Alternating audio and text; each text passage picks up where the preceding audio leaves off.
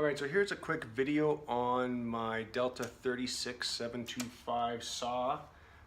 It's going to quick overview of the base I built for it, some of the cabinets, and we'll also have a look at the dust collection I did on it, as well as the outfeed table. Just a few of the questions and hopefully I can answer them. So what I did or did not use was the original rolling base that came with this saw. This base is the first thing I built for it. I never even used the original rolling base for it. So I set it up so the saw sits at the proper height. If 36 inches is the proper height, that's what I went with. Comfortable to use. The bottom base is what I started with first. It is an opened torsion box. So if you flip it over, the underside, it's just a piece of plywood with a torsion box build, just without one end covering it. Then that allowed me to have the open spaces for the casters. I've got 6 casters underneath, 2 in the middle, 1 in each corner, so I can easily roll this around anywhere I want. And the garage works pretty well. I put 2 in the middle just because I knew this would have to support a lot of weight eventually. And on the bottom for locking, you can probably see that here. I just got 2 toggle clamps in the front. You can just kick it down with your foot. Adjustable feet, because the floor in my garage is not level because I have a drain in it. So depending where it is, the floor is not the same. So you can adjust your foot, lock it down. Then it doesn't move on you. There's 2 in the front and 2 in the outside back corners as well. And it's quite handy. So if you need to, you can actually just kick it down with your foot. Some of the storage I built on it. Originally this side cabinet and this stuff wasn't here. I just sort of added as I went. I just built the basic cabinet with 2 drawers that slide on, just 2 hardwood rails. I originally planned to put a nice cover on here. That was a year and a half, 2 years ago, and I haven't even got to it yet. Then I expanded to the side because I wanted somewhere to store the fence, and I just basically built a box that this can slide to in so I can move it out of the way. Storage for scrap wood as well. I built this cabinet separately and then just screwed it to the base. And let's move the camera here a bit. Yeah, so this cabinet is just a separate cabinet. If you can unscrew it, take it off if you want. I built it so it holds my crosscut sled exactly there. This is actually one of the first jigs I made for my saw, because you could always use a good crosscut sled. And just some snug fitting drawers. There's only about maybe 1/8 of an inch play on each side. These actually slide in really nice. There's no rails on them. They come right out. I've just got some hardwood rails in here. I think these are, actually looks like walnut. A little bit of wax. Good to go. Some storage for saws, random things. The top of the base cabinet here.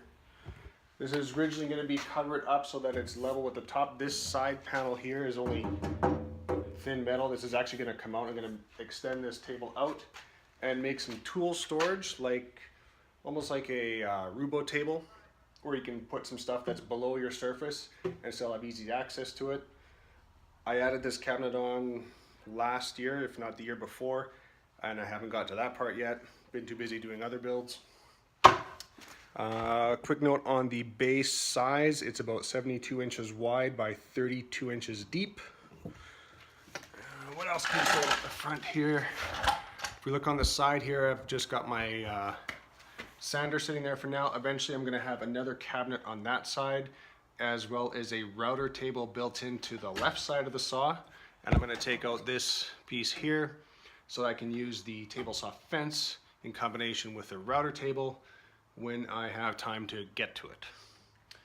Let's turn this around here and then we can have a look at the back.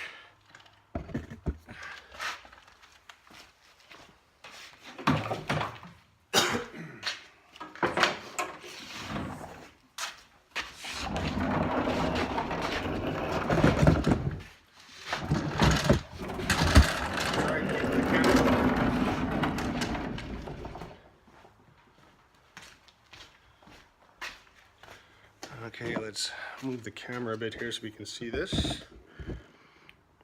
And here's the back outfeed table. This is from video I saw online from Laney Shaughnessy, who built this same design on his saw. It wasn't the same saw. Customized it to fit mine. And this is how it works. So just a sliding dovetail. That up. And as you can see, let's move the camera so you can see the bottom there. And then this, you can actually have it if you want it to sit on the floor. I have it here so it rests against the base. You can adjust it so it's, this tabletop is level with the top, and that way you can still move the whole cabinet around and still have your outfeed table. We'll look at how I've got that mounted here in a sec. I'll just get it out of the way. All right, here's a closer look at the outfeed table. So this piece of angle iron here is, I think that's about 1.5 inches angle iron, just any old hardware store. Using the factory bolts here, I just unscrewed it, made a template where I need to drill holes and reattach that to the saw. And that runs all the way to this bolt here and every bolt in behind. The mounting piece, you can get a side view of this here, needs this gap so that the lip of the back side of your fence can actually slide all the way through and not interfere with your mount for the outfeed table. So it's got profile to that, and at the back of it here, wherever there's one of the bolts for this, I just had to make a mark for it and just drill it out so there was some space there. And then I adjusted this to fit. And then with some lag bolts underneath, I've lag bolted that to the angle iron, which is bolted to the table saw. And this has been on here for about 2 years and hasn't moved or caused me any issue whatsoever. This back piece is just a bunch of actually pine, just laminated all together with a laminated piece of birch plywood on the top. That's what I had on hand. A couple lag bolts running into here. These are probably running into here, about 6 inch lag bolts all the way in, and loose enough with a washer so that you can move it. This panel is just 2 pieces of 3/4 inch plywood laminated together with a trim on the outside of just pine. If you want a closer look at how this is built, you can look at Laney Shaughnessy's video. It's very detailed, and we'll go through some step-by-steps. And then I just routed out tracks for any sleds that would be in the track, and it actually works quite well.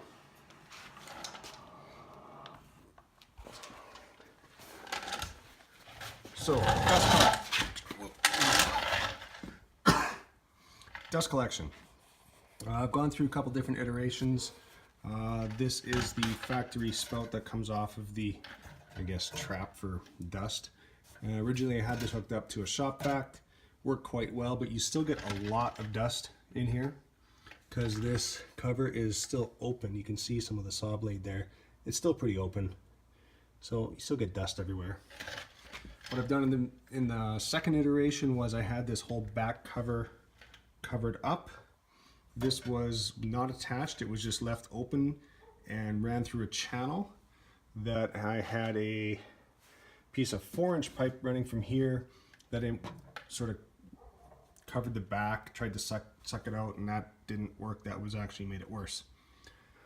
Then I converted it to this version, which is my 4-inch dust collection pipe that runs into a 2-inch that hooks up directly to the factory dust port. This gets maybe 60% of the dust.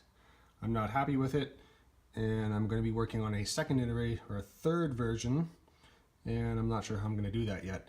I'm thinking what I'm going to do is I'm going to have to seal up everything, all the gaps, put a cover on the back to keep the airflow down and only have airflow coming down through where the saw blade comes through. So I'll do another video on that when I get to it.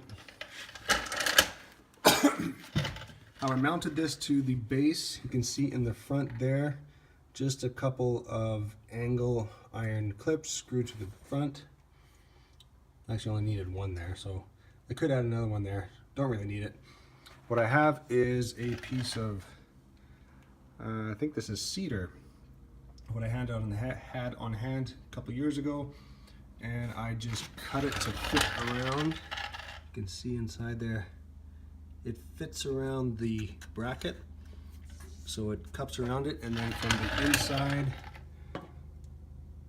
is screwed to the base, and this holds it really well. So you can use the saw itself, just hold on to the saw, and it moves the entire base. I'm thinking I probably should put another one at the front just to hold it down, keep it from sliding, but it hasn't moved in years, so I'm not too worried about it. But again, we're gonna have to make some adjustments to fix our dust collection on this saw. So that will be next. This is actually the length of the, what do you call that thing again? The thing that goes in the top of your saw. The fence. So the fence storage runs all the way through to this, so it kind of sticks out. Might use the back for some storage of things, who knows. There's some room on here to add some stuff, especially on the side here. That's where we're gonna put the router table. And when this is not in use, this will hang down, and it's got enough clearance because this pivot point is far enough out that whatever hangs down, a little bit of pressure there, but it's very little. Not too worried about it.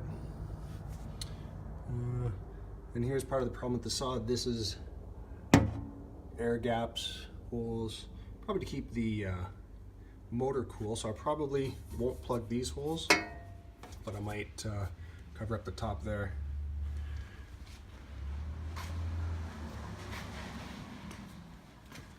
Some handles just to move it around a little bit easier. This is my dust port, so I can just take my 4-inch hose from my dust collector, put it on here, and go. So it's quite movable around the shop. This is probably as far as I can get right now from my dust collector because it's way back in the mess, you can't even see it. Way back corner over there. Anyways, I've got scraps of wood on the floor, a whole bunch of hardwood stacked up in the corner here, and piles and piles of it here to sort through and deal with. That's the good pile with hockey equipment, scrap pile, and another giant pile to go through. So yeah, I need some time to work on all this stuff. So that should cover everything on the saw. Let me know if you have any questions.